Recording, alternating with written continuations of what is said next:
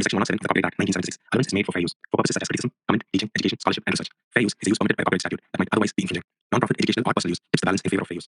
Greetings to you in the name of our Lord and Savior Jesus Christ with bold faith. இந்த எபிசோடில் John ஜெபராஜோட case தான் நான் கொஞ்சம் தேடி பார்த்துருந்தேன். நான் வீக் நான் அப்பப்போ செக் பண்ணிகிட்டே இருந்தேன். ஸோ ஃபார் எந்த இன்ஃபர்மேஷனும் இல்லை, எந்த நியூஸ் சேனல்ஸ்லையும் இதை பற்றி போஸ்ட் பண்ணலை.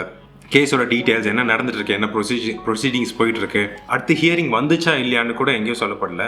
அது ஃபர்ஸ்ட் ஹியரிங்க்கு வரப்போகுதுன்னும் போது ஏகப்பட்ட கேஆஸ் இருந்துச்சு, நிறைய பேர் நிறைய விதமாக பேசிகிட்டு இருந்தாங்க. இப்போ எதுவுமே இல்லை.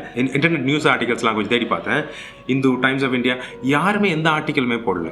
கடைசியாக அவங்க போஸ்ட் பண்ணது ஏப்ரலில் தான் போட்டிருக்காங்க. அதுக்கப்புறமா ஜான் ஜெபராஜ் பற்றி எந்த நியூஸுமே இல்லை. கோர்ட்டில் என்னால் எப்படிலாம் தேட முடியுமோ அப்படிலாம் தேடினேன்.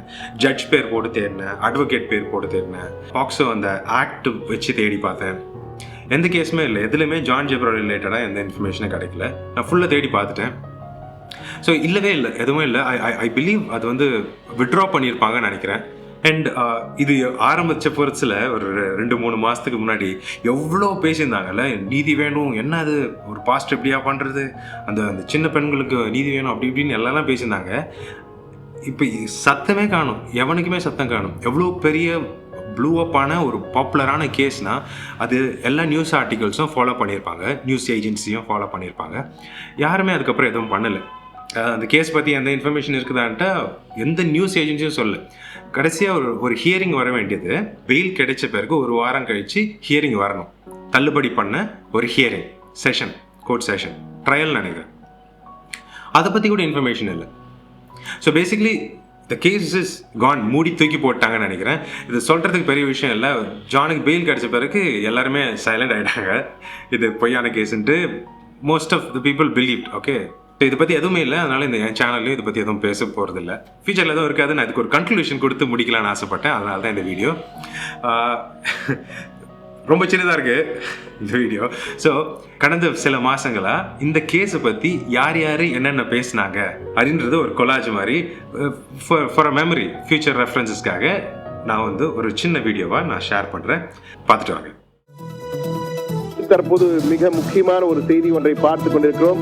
பிரபல போதகர் ஜான் ஜெபராஜ் மீது போக்சோ வழக்கு பாய்ந்திருக்கிறது. 2 சிறுமிகளுக்கு பாலியல் தொல்லை கொடுத்ததாக புகார் கொடுக்கப்பட்டு அதன் அடிப்படையில் தற்போது போக்சோ வழக்கு போடப்பட்டிருக்கிறது. நடப்பது ஆராதனையா அல்லது ஸ்டாண்ட் அப் காமெடியா இல்லை மியூசிக் கன்சர்ட்டா என காண்போர் குழம்பும் வகையில் வித்தியாசமான முறையில் ஜெப கூட்டத்தை நடத்துபவர் ஜான் ஜெபராஜ்.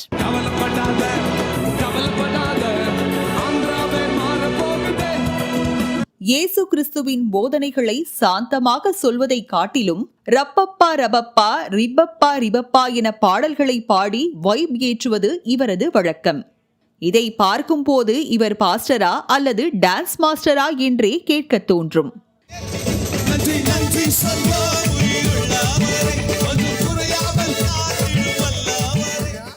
போக்சோ வழக்கில் சிக்கிய மதபோதகர் ஜான் ஜெபராஜை பிடிக்க முடியாமல் காவல்துறையினர் திணறுவதாக தகவல் வெளியாகி இருக்கிறது. ஜான் ஜெபராஜை பிடிக்க மேலும் ஒரு தனிப்படை அமைத்து தேடுதல் வேட்டையானது தொடர்ந்து நீடிக்கிறது. மதபோதகர் ஜான் ஜெபராஜ் எட்வின் ரூசோ என்பவருடன் இணைந்து கோவை பிராஸ்கட் ரோட்டில் உள்ள கிங் ஜெனரேஷன் பிரார்த்தனை கூடம் நடத்தி வந்தார். சபைக்கு வரும் மக்களிடம் தசமபாதமாக வசூலிக்கப்படும் காணிக்கையை பிரிப்பதில் இருவருக்கும் ஏற்பட்ட தகராறால் ஜான் ஜெபராஜ் அடித்து விரட்டப்பட்டார். இந்த அலுவலகத்தை விட்டு சென்ற ஜான் ஜெபராஜ் பல்வேறு பிரச்சனைகளில் சிக்கி ஆடியோ வெளியிட்டு வந்தார். நான் அந்த அசோசியேட்ட ஒரு காரியத்தை இந்த ஆடியோ மூலமா சொல்றேன். உன்னை நம்புனதுக்கு, உன்னை என் கூட வச்சதுக்கு நீ பண்ண துரோகம் இருக்குதாரு, கடவுள் பார்த்துக்கிறார். இதற்கான பதில உன் தலைமுறைகள் பார்க்கும். லுக் அவுட் நோட்டீஸ் கொடுக்கப்பட்டதால் அவர் வெளிநாடுகளுக்கு தப்பிச் செல்ல முடியாது. அதே போன்று துறைமுகல் வழியாம் சென்றுவிடக்கூடாது என்பதற்காக, தூத்துக்குடி போன்ற இடங்களிலிருந்து சென்றுவிடக்கூடாது என்பதற்காகவும் இந்த லுக் அவுட் நோட்டீஸ் கொடுக்கப்பட்டிருக்கு. இதனால் அவர் வெளிநாடு செல்வதற்கு என்பது தப்பிச் செல்வதற்கான வாய்ப்புகள் முற்றிலும் முடக்கப்பட்டிருக்கிறது. தொடர் தேடுதல் வேட்டையில் தற்போது போலீசார் ஈடுபட்டிருக்கிறார்கள். ஓரிரு தினங்களுக்குள் அவர் கைது செய்யப்படுவார் என்றும் போலீஸ் வட்டாரங்கள், தனிப்படை போலீஸ் வட்டாரங்களிலிருந்து நமக்கு தகவல்கள் கசிந்திருக்கிறது. இந்த ஆண்டின் தொடக்கத்தில் விஜயவாடாவில் நடந்த ஜெப கூட்டத்தில் அதிசயம் அற்புதத்தையும் இந்த ஆண்டில் பார்ப்பீர்கள் என்று ஆட்டம் போட்டு ஜான் ஜெபராஜ் பாடியது யாருக்கு பொருந்தியதோ இல்லையோ அவருக்கு கச்சிதமாக பொருந்தியிருக்கிறது. அற்புதம் அதிசயம் இந்த ஆண்டு நடக்க போகுது. அற்புதம் அதிசயம் இந்த ஆண்டு நடக்க போகுது. அற்புதம். இந்த நிலையில்தான் ஊராக போட்ட ஆட்டத்துக்கு சற்று ஓய்வு கொடுக்கும் விதமாக ஜான் ஜெபராஜ் மீது போக்சோ வழக்கு பாய்ந்திருக்கிறது.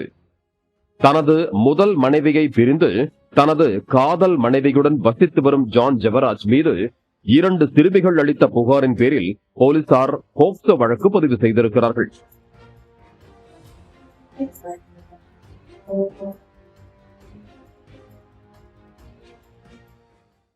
பதினோரு மாதங்களுக்கு முன்பு 17 மற்றும் 14 வயது சிறுமிகள் இருவருக்கு அவர் பாலியல் தொல்லை கொடுத்ததாக புகார்கள் எழுந்தன. இந்த புகாரின் அடிப்படையில் அவர் மீது வழக்கு பதிவு செய்யப்பட்டிருக்கும் நிலையில் அவர் தலைமறைவாக இருந்து வந்துள்ளார். இந்த நிலையில் தலைமறைவாக இருந்த மதபோதகர் ஜான் ஜெபராஜை போக்சோ சட்டத்தின் கீழ் தனிப்படை போலீசார் கைது செய்திருக்கின்றனர்.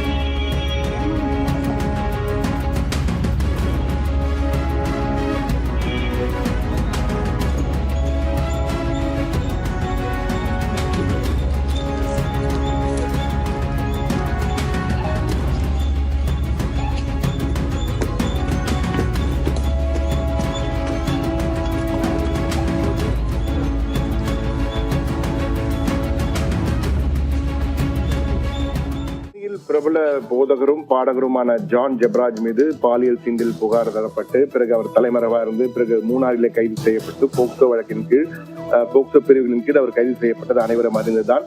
மிகவும் பரபரப்பாக பேசப்பட்ட இந்த வழக்கிலே வரும் 25ஆம் தேதி நீதிமன்றத்தில் அவர் மீண்டும் ஆஜர்படுத்த வேண்டும். நீதிமன்ற காவலிலே தற்போது அவர் சிறையில் அடைக்கப்பட்டிருக்கிறார். இந்த நிலையிலே இந்த வழக்கு தொடர்பான சில தகவல்கள் கசிந்திருக்கின்றன. வழக்கறிஞர்களிடம் பேசியும் போது இந்த வழக்கு தொடர்பாக இருதரப்பு வழக்கறிஞர்களும் பேசிய போது பல தகவல்கள் நமக்கு கிடைத்திருக்கின்றன.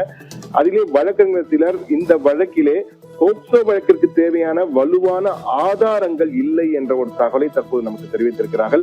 அது மட்டுமல்ல, இந்த ஏற்கனவே விவாகரத்து வழக்கு ஜான் ஜெபராஜ் தொடர்ந்திருக்க அவர் மனைவி மீது அவருடைய தூண்டுதலின் பேரிலே இந்த பாலியல் வழக்கு ஜோடிக்கப்பட்டுள்ளதாக ஜெபராஜின் லீகல் டீம் உறுதிப்படுத்துகிறார்கள். விவாகரத்து வழக்கின் எதிரொலியாகத்தான் இந்த பாலியல் வழக்கு ஜோடிக்கப்பட்டிருக்கிறது என்ற ஒரு தரப்பும் ஜெபராஜுடைய வழக்கறிஞர்கள் டீம் அணி நமக்கு அந்த தகவலை உறுதிப்படுத்துகிறார்கள்.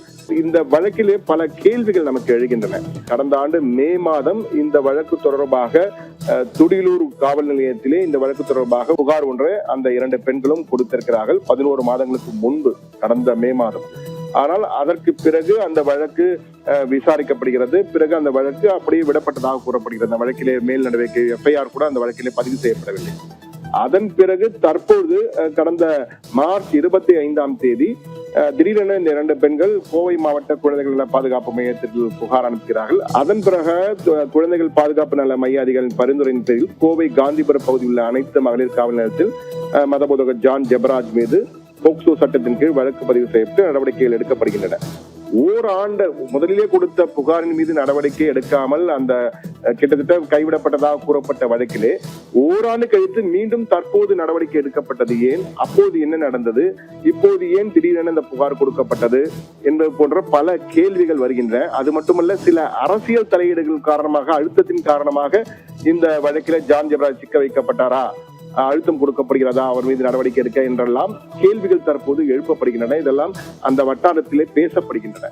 ஜான் ஜெபராஜ் கைது செய்யப்பட்ட வழக்கில் தற்போது புதிய திருப்பம் ஒன்று அதிரடியாக ஏற்பட்டிருக்கிறது. அதாவது கோவையில் சிறுமிகளுக்கு பாலியல் சீண்டல் கொடுத்ததாக ஜான் ஜெபராஜ் சில தினங்களுக்கு முன் கைது செய்யப்பட்டார். தற்போது அதே வழக்கில் அதே சிறுமிகள் கொடுத்த புகாரின் அடிப்படையிலே தற்போது போக்சோ வழக்கின் கீழ் ஜான் ஜெபராஜின் உறவினர், அதாவது அவருடைய மைத்துனர், மனைவியின் தம்பியாக இருக்கக்கூடிய பென்னட் ஹாரிஸ் என்பவர் தற்போது கைது செய்யப்பட்டிருக்கிறார். நேற்று பிற்பகல் கைது செய்யப்பட்டு சிறையில் நீதிமன்றத்தில் ஆஜர்படுத்தப்பட்டு சிறையில் அடைக்கப்பட்டிருக்கிறார். இதில் மிக முக்கியமான திருப்பம் என்னவென்றால், போலீஸ் விசாரணையின் பொழுதே ஜான் ஜெபராஜ் பேசும் பொழுது தனது மைத்துனரும் மனைவியும் பணத்தை கையாடல் செய்தல் மட்டுமில்லாமல் திட்டமிட்டு தான் பதிவு செய்துள்ள டிவோர்ஸ் வழக்கை திசை திருப்புவதற்காக தன் மீது பழி சுமத்தி இருக்கிறார்கள் என கூறியிருந்தார். அந்த வகையில் தற்போது அவரது மைத்திரனும் இதே வழக்கிலே கைது செய்யப்பட்டிருப்பது பல்வேறு கேள்விகளை எழுப்பியிருக்கிறது என்றுதான் கூற வேண்டும். சிறுமிகளிடம் பாலியல் சீண்டலில் ஈடுபட்டதாக போக்சோ வழக்கில் ஜான் ஜெபராஜ் கடந்த 12ஆம் தேதி கைது செய்யப்பட்ட நிலையில் அவரது 13 நாட்கள் நீதிமன்ற காவல் நேற்றுடன் நிறைவடைந்ததை அடுத்து வீடியோ கான்பரன்சிங் மூலம் நீதிமன்றத்தில் ஆஜர்படுத்தப்பட்டார். இதைத் தொடர்ந்து அவரது நீதிமன்ற காவல் மேலும் 15 நாட்களுக்கு நீட்டிப்பு செய்யப்பட்டிருக்கிறது. இது தொடர்பான மேலும் விவரங்களை பின்னர் வரக்கூடிய செய்தி தொகுப்பில் விரிவாக பார்க்கலாம். போக்சோ வழக்கில் கைதான ஜான் ஜெபராஜிற்கு நிபந்தனை ஜாமீன் வழங்கப்பட்டுள்ளது.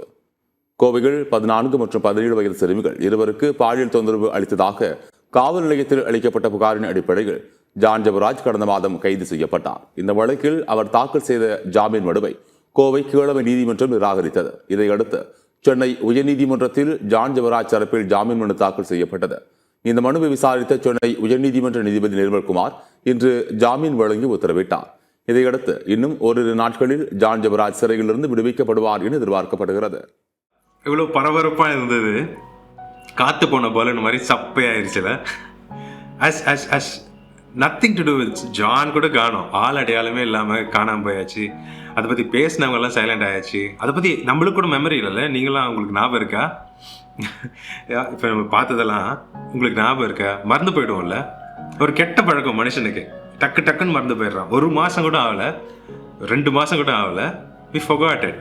மூடி தூக்கி போட்டாச்சு. அடுத்த பிரச்சனை யாரு? அந்த சார்ல்ஸ் ரோ ஆர் சம்திங். அவ்வளவுதான். இதெல்லாம் ஒரு கிசு கிசு தான் நம்மளுக்கு. ஜானோட கதையெல்லாம் ஒரு கிசு கிசு தான். கேட்கறதுக்கு நல்லா இருக்கு, அவன் வீட்டில் என்ன நடக்குது. ஸோ அது பண்ணாதீங்க. So that's it.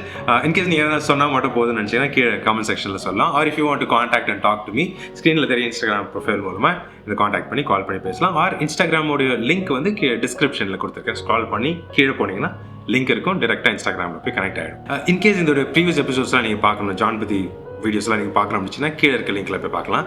If you want to follow, மேலே இருக்க லிங்க்கில் ஃபாலோ பண்ணலாம். May the Lord God give you more understanding on how to see this world. In Jesus' name, Amen. See you in the next episode.